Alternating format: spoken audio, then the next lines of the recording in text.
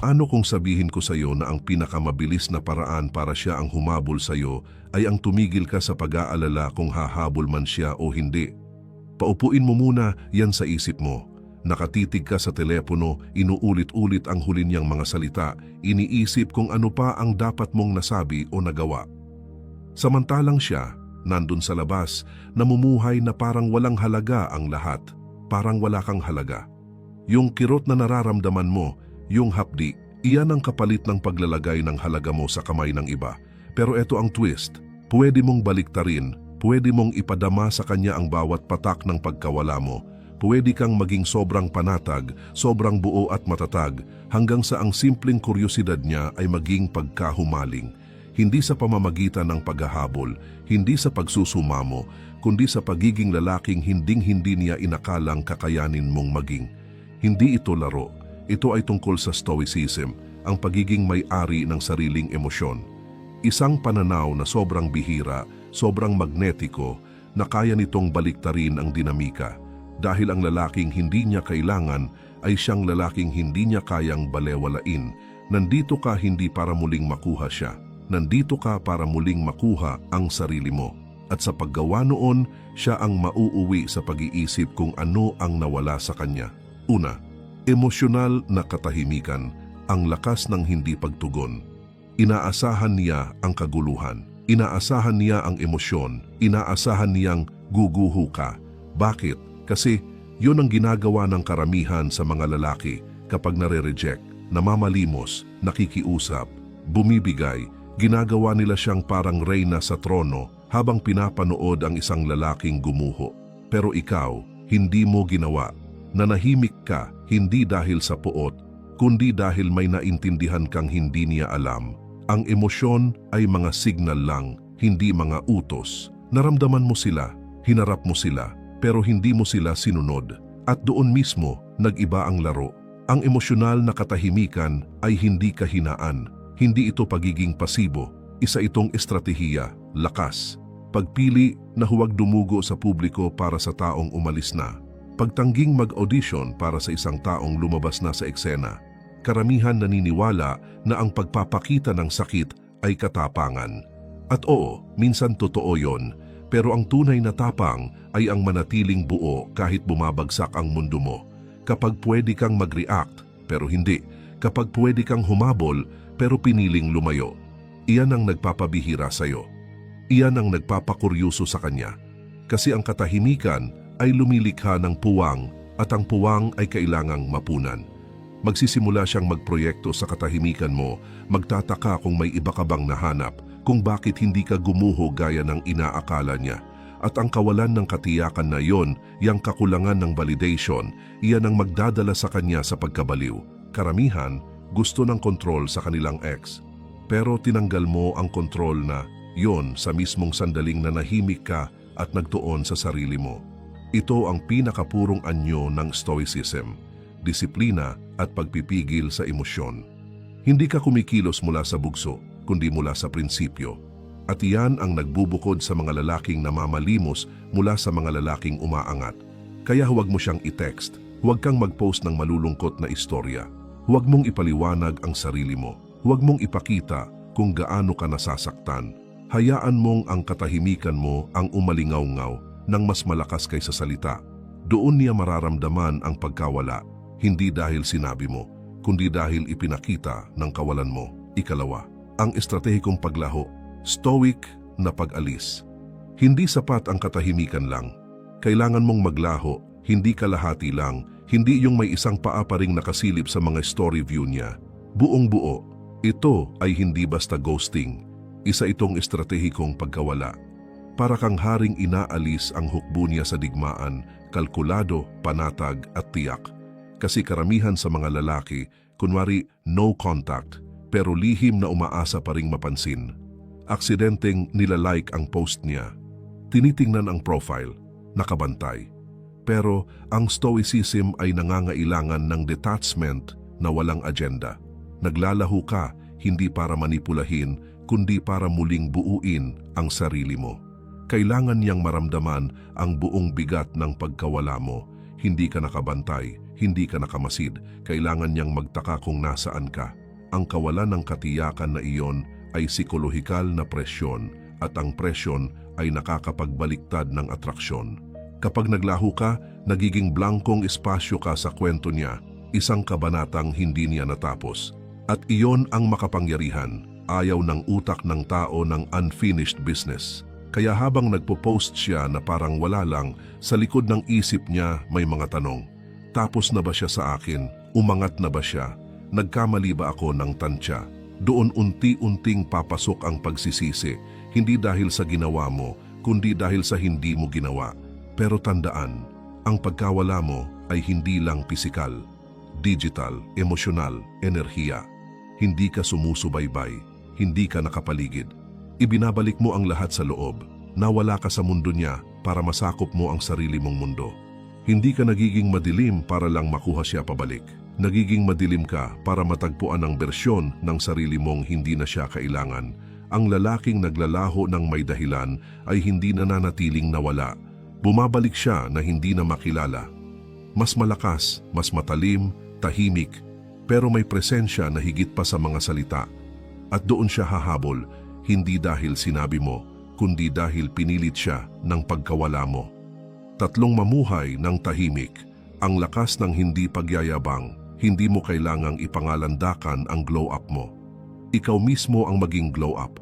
Ang maingay ay desperado. Ang tahimik, nakamamatay. Nanunood siya, maniwala ka. Kahit hindi siya nagla-like, kahit hindi siya naka-follow. At kung tama ang ginagawa mo, ang makikita niya ay yayanig sa kanya. Hindi dahil nagfe-flex ka, kundi dahil nag-iba ang enerhiya mo. Hindi ka umaarte para sa atensyon. Nag-i-evolve ka para sa sarili mo. Karamihan sa mga lalaki, sinusubukan nilang pagselusin ang ex nila sa pamamagitan ng thirst traps, pilit na mga ngiti, peking bakasyon, amoy na amoy ang pilit. Ang stoicism ay nagsasabing, maging parang iceberg. Hayaan mong makita lang niya ang ibabaw, kontrolado, panatag, umaangat.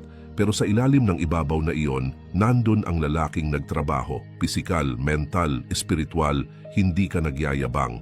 Basta nandyan ka lang, may presensya, may kapayapaan, may layunin. Ayusin ang pananamit mo, palakasin ang katawan mo, matuto ng bago, magtayo ng isang bagay. Bumalik sa gym, bumalik sa iyong talento, bumalik sa katawan mo. Hayaan mong ang kumpiyansa mo ang magsalita kaysa mga caption mo. Walang paawa, walang look at me now. Puro hindi matatawarang progreso. Iyon ang klase ng pagbabago na nagugulo ang isip niya dahil ang inakala niya ay guguho ka. Pero umangat ka. Inaasahan ng tao na kapag sugatan, magiging mahina. Pero kung mas malakas ka pa kaysa dati, nababaluktot ang kwento. Napipilitan siyang magtanong, ako ba ang nawalan sa kanya o pinalaya ko ba siya? Iyan ang tanong na gusto mong umalingaw-ngaw sa isip niya. Kasi kapag nakita niya ang lalaking hindi gumuho, hindi humabol, at tahimik na umangat, ibang klase ang tama ng pagsisisi. Hindi ito paghihiganti, ito ay muling pagsilang. Hindi ka nabubuhay para makita ka niya.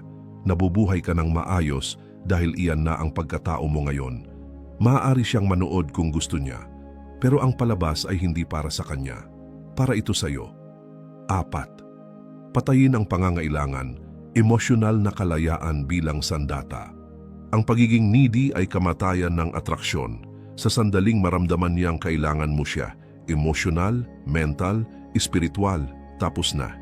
Basag na ang dinamika kasi ang pagnanasa ay makapangyarihan pero ang pangangailangan ay kahinaan at ang lalaking stoic ay hindi nangangailangan ng kahit sino para kumumpleto sa kanya. Buo na siya sa sarili niya. Na-condition ka na isipin na ang closure, validation at pakikipag-usap ay mature na paraan para maghilom. Mali. Ang tinuturo ng Stoicism ay kabaligtaran. Hindi ka humahabol ng kapayapaan mula sa taong sumira nito. Gumagawa ka ng kapayapaan sa pagkawala niya. Umalis siya, hayaan mo. Hindi ibig sabihin nun ay sira ka na. Ang ibig sabihin ay binigyan ka ng perpektong pagkakataon para muling angkinin ang iyong pagkakakilanlan. Ang emosyonal na kalayaan ay nangangahulugang titigil ka sa pag-obses kung ano ang iniisip, ginagawa o nararamdaman niya. Titigil ka sa pag-i-imagine ng mga usapang hindi mangyayari. Titigil ka sa pag-check kung online ba siya. pinapatay mo ang pangangailangan. At sa halip, binubuo mo ang disiplina. Sinasanay mo ang isip mong tiisin ang hindi komportable, hindi tumakas dito. Doon ka lumalago, doon ka nag-e-evolve. At heto ang twist, kapag tumigil ka sa pangangailangan sa kanya, nababaliktad ang kwento. Siya ang magsisimulang makaramdam ng kawalan, hindi dahil may ginawa ka, kundi dahil wala kang ginawa. At ang kawalan, kapag may kasamang tahimik na paninindigan, ay mas malakas pa sa libong text na I miss you. Ipinapakita nito ang respeto sa sarili. Ipinapakita nitong tapos na. At mas nakakaapekto iyon sa kanya kaysa sa kahit anong pagtatangka mong ibalik siya. Nagiging kakit-akit ka hindi kapag pinipilit mong patunayan ang halaga mo, kundi kapag kumikilos ka na ang halaga mo ay hindi pwedeng tawaran. Iyan ang sandata. Iyan ang lamang mo. Hindi mo kailangan ang atensyon niya. Hindi mo kailangan ang sorry niya. Hindi mo kailangan kahit mapansin ka niya. Kailangan mo ang sarili mo. Lahat ng iba, optional lang. Panglima, isulat muli ang iyong pagkakakilanlan, maging lalaki na hindi niya kayang hulaan. Akala niya kilala ka niya. Akala niya kaya niyang hulaan ang susunod mong galaw. Kasi aminin natin, noong relasyon pa kayo, baka naging predictable ka. Baka lagi kang unang sumusuko. Baka palagi kang available, masyadong emosyonal, madaling basahin. Ang bersyon na yon, patay na. Dito nagiging unstoppable ang stoic shift. Hindi ka lang umaangat, nagiging bago kang tao. Ginugunaw mo ang identidad na nakasanayan niya. Binubuo mo ulit mula sa abo, bagong pananaw, bagong gawi, bagong hangganan, bagong misyon. Hindi na siya ang may karapatang magtakda kung sino ka ngayon. Kilala lang niya ang lalaking bago ang bagyo. Pero ngayon, ikaw na ang bagyo. Pero eto ang catch, hindi mo inaanunsyo ang pagbabago. Isinasabuhay mo ito. Hindi ka nagsasabing, new me. Nabubuhay ka lang dito. Nagbabago ang enerhiya mo. Humihigpit ang disiplina mo. Tumatalim ang focus mo. At dahil hindi niya mahulaan kung sino ka na, nawawala ang kontrol niya. Hindi niya matansya ang susunod mong galaw. Ang kawalan ng katiyakan na iyan ang kapangyarihan mo. Nahuhumaling ang tao sa hindi nila maintindihan. Isulat mong muli ang identidad mo sa katahimikan. Hayaan mong silipin niya ang glow up mo at hindi niya makilala ang lalaking akala niya hawak niya noon. Maging sobrang angat, sobrang disiplinado sa emosyon, sobrang nakatutok sa layunin na hindi na niya alam kung paano ka kakausapin ulit. Iyan ang paraan para siya ang humabol, hindi sa pagbabalik bilang lalaking iniwan niya, kundi sa pagiging lalaking hindi niya kailanman maabot. Hindi ka nagiging ganito para pagsisihan niyang iniwan ka. Nagiging ganito ka dahil ikaw ay muling isinilang. Hindi ka nagre-react sa breakup. Ikaw ay muling ipinanganak dahil dito. 6 na maging salamin. Ibalik sa kanya ang kanyang insekuridad. Hindi ka humahabol. Hindi ka nagre-react. Hindi ka nagpapaliwanag. Nagiging salamin ka. Doon mo binabago ang kapangyarihan. Sa pagiging salaming ayaw niyang makita. Kasi kapag ang lalaki ay naging stoic, panatag at hindi matitinag, tumitigil siyang ipakita ang sariling sakit at nagsisimula niyang ipakita ang sakit ng babae. Hindi sa pamamagitan ng komprontasyon, kundi sa pamamagitan ng katahimikan. Matalino ang mga babae. Alam niya kapag nagbago ang enerhiya mo. Nararamdaman niya kapag hindi ka na naghahanap ng pag-apruba. At kung siya ang umalis, magsisimula siyang magtanong, nagkamali ba ako? Tama ba talaga ang ginawa ko? Kapag hindi ka na niya kayang paasahin, kapag hindi niya mahulaan ang iniisip mo, kapag nakikita niyang hindi ka natitinag, yung hindi komportableng nararamdaman niya, iyan ang sariling insekuridad niya na bumabalik. At ito ang nagpapalakas dito. Wala kang ginagawa para asarin siya. Hindi ka bastos, hindi mo siya tinutulak. Panatag ka lang, kontrolado, kumpiyansa. Hindi na niya maipapasa ang sisi dahil wala kang ibinibigay para atakihin. Walang text, walang drama, walang emosyon na pwedeng baluktutin. Katahimikan lang, layunin at presensya na pinipilit siyang humarap sa sarili niya. At madalas, hindi niya magugustuhan ang makikita niya. Hindi ka nang mamanipula. Nagre-reflect ka lang. Hindi ka lumalaban para sa validation. Ikaw mismo ang nagiging validation. Hindi ka na lalaki na nangangailangan ng atensyon niya. Ikaw ang lalaking sa simpleng pag-iral ay ipinapakita kung ano ang nawala sa kanya. Iyan ang malupit na ganda ng Stoicism. Pinipilit nitong harapin ng tao ang sariling kaguluhan nang hindi mo kailanman tinaasan ang boses mo. At kung bumalik man siya, hindi dahil nakiusap ka, kundi dahil hindi niya matakasan ang salamin na naging ikaw. Gusto ka niyang kalimutan, pero naging hindi ka malilimutan. 7. Baliktarin ang presyon. Hayaan mo siyang habulin ang multo. Akala niya nasa kanya lahat ng baraha. Akala niya hihintayin mo siya, laging handang mag-text, bukas ang puso, umaasang babalik siya. Hindi, binaliktad mo na. Ngayon siya na ang nagsi-check ng profile mo. Siya na ang nagtataka kung naka-move on ka na. Naging multo ka sa isip niya at ang mga multo nanggugulo.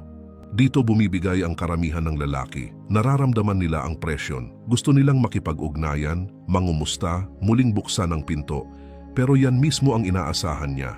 Kapag binaliktad mo ang presyon na iyon, kapag naglaho ka ng tuluyan, hanggang sa pangalan mo'y nagiging tanong markang gumugulo sa isip niya. Doon ka nagsisimulang manalo ng hindi gumagalaw. Isipin mo ganito, ang atraksyon ay tensyon at ang presyon ang lumilikha ng tensyon. Kapag tumigil ka ng magbigay ng kahit ano para reaksyonan niya, walang atensyon, walang validation, walang emosyonal na pagtagas, siya ang magsisimulang makaramdam ng bigat. Hindi dahil nilalaro mo siya, kundi dahil tapos ka na sa laro, nakatuon ka, hiwa-hiwalay ka na. At ang detachment na iyon ay sinusunog ang kuryosidad niya na parang apoy sa tuyong kahoy. Mararamdaman niya ito. Kahit hindi niya ipakita, mararamdaman niya. Dahil ang katahimikan ay hindi lang kawalan, ito ay kapangyarihan. At kapag ang lalaki ay lumakad palayo ng may kasiguraduhan, kapag wala siyang binigay na emosyonal na tugon, hindi nawawala ang presyon na ipapasa ito. At ngayon siya na ang may dala. Hayaan mo siyang habulin ang bersyon ng sarili mong hindi na niya maabot, hindi dahil sa paghihiganti, kundi dahil sa respeto sa kung sino ka na ngayon. Hindi ka nagsisikap para makuha siyang muli. Nagiging sobrang malayo ka, sobrang malaya, hanggang sa ang ideya na wala ka na ay unti-unti nang kinakain siya. 4 na kontrolin ang frame. Huwag mong hayaang siya ang magsulat ng kwento. Ang breakup ay hindi lang tungkol sa emosyon, tungkol ito sa kwento. At kung hindi ka mag-iingat, siya ang magkukwento. Gagawin niyang siya ang biktima, ikaw ang kontrabida. O mas masahol pa, babaliktarin niya ang kasaysayan para bigyang katwiran ang pag-alis niya. Kaya napakahalaga ng pagkontrol sa frame. Hindi ito tungkol sa pakikipagtalo. Ito ay tungkol sa pag-angkin sa enerhiya mo ng ganoon kalakas hanggang sa bumagsak ang kwento niya sa sarili nitong kahinaan. Heto ang totoo, mas pinapaniwalaan ng tao ang mas panatag, ang hindi sumabog, ang hindi nag-post sa social media para maghanap ng awa. Hindi mo kailangang ipagtanggol ang sarili mo. Hindi mo kailangang magpatutsada. Hindi mo kailangang magpaliwanag. Hayaan mong ang katahimikan at pag-usbong mo ang magsalita. Doon mo naaangkin ang frame. Maaari niyang sabihin ang gusto niya, pero kapag nakikita ng lahat na ikaw ay umaangat, panatag, at hindi natitinag, nagmumukhang purong projection ang narrative na ginawa niya. Huwag mong hayaan na siya ang magtakda kung sino ka. Hindi ka kasya sa bersyon niya ng mga pangyayari. Ikaw ang nagsusulat ng sarili mong kwento. Sa bawat pagpipigil mo, sa bawat kilos na may layunin at hindi emosyon, binabawi mo ang panulat. Ipinapaalala mo sa lahat, pati sa kanya, na hindi ka na ang lalaking iniwan niya. Ikaw ang pinili mong maging. Hindi ito tungkol sa itsura. Tungkol ito sa prinsipyo. Manatili kang solid. Manatili kang panatag. Huwag mong hayaang ang pansamantalang kabanata ay magtakda ng buong libro mo. Ang lalaking may kontrol sa frame, siya ang may kontrol sa pananaw. At ang lalaking may kontrol sa pananaw, siya ang may hawak ng resulta. Siyam, magpakita, pero huwag magpahintulot. Ang prinsipyo ng kakaunti. Ang kakulangan ay palaging lumilikha ng halaga. Ang bihira ay nirerespeto. Ang laging andyan ay minamaliit. At ngayon, ang kapangyarihan mo ay nanggagaling sa pagiging nakikita pero hindi mahawakan. Hindi ka nagtatago, hindi ka naglalaho dahil sa takot. Nakikita ka, umaangat ka, namumuhay ka pero hindi ka niya maabot. Ang contrast na yun ang magpapaulol sa kanya. Isipin mo, chine-check niya ang profile mo, nakikita niyang ayos ka, Baka may naririnig pa siya mula sa mga kaibigan niyong pareho at gayon paman, wala siyang natatanggap na mensahe mula sa iyo, walang pagtatangkang makipag-ugnayan, walang pintuang naiwan na bukas. Naroroon ka pero hindi maabot. Iyan ang uri ng emosyonal na distansya na nagbabago ng isip ng babae kasi ngayon ikaw na ang mailap. Ikaw na ang naging premyo. Hindi ito tungkol sa laro-laro. Tungkol ito sa posisyon. Hindi mo siya basta papapasukin muli dahil lang naging curious siya. Hindi sapat yon, nawalan siya ng access sa iyo noong siya mismo ang umalis. At ang access ngayon, hindi na libre. Ipinapakita mo sa mundo ang sarili mo bilang lalaking may direksyon, may layunin at may hangganan. Nakikita niya ito, pero nararamdaman niya ang kandado sa pinto. Iyan ang pagkakaiba. Ang layunin ay hindi ang maglaho magpakailanman.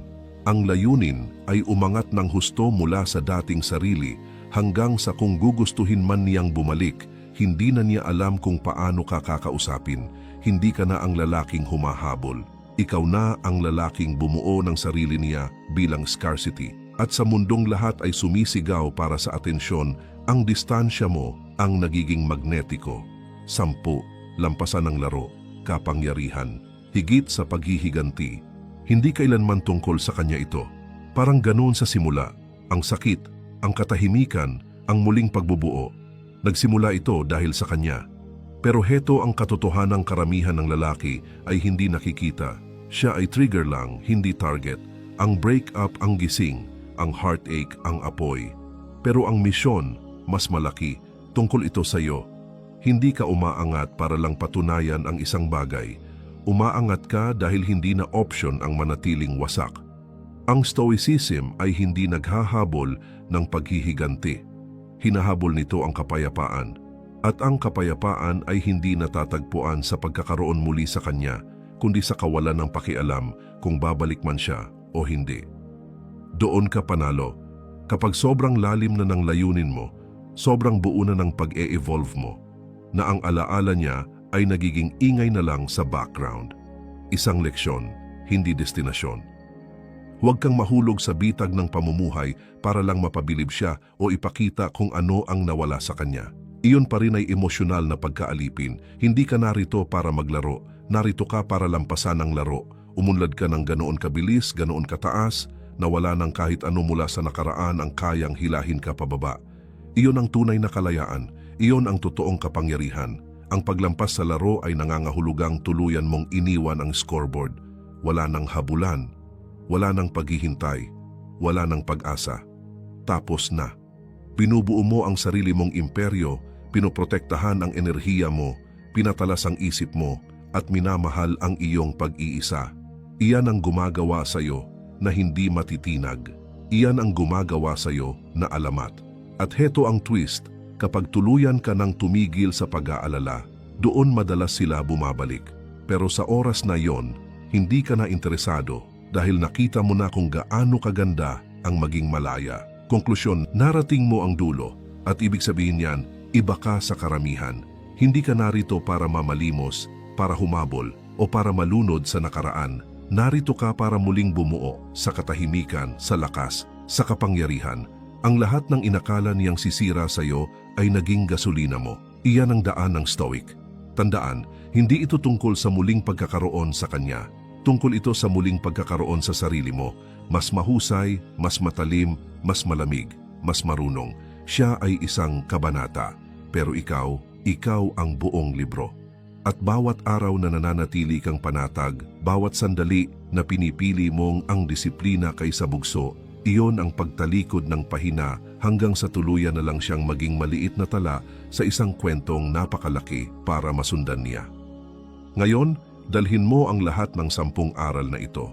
Huwag mo lang pakinggan, isabuhay mo. Gawin mong obra maestra ang buhay mo na hindi kailangang ipaliwanag, bigyang katwiran o humingi ng paumanhin. Hayaan mong maramdaman nila ang pagkawala mo.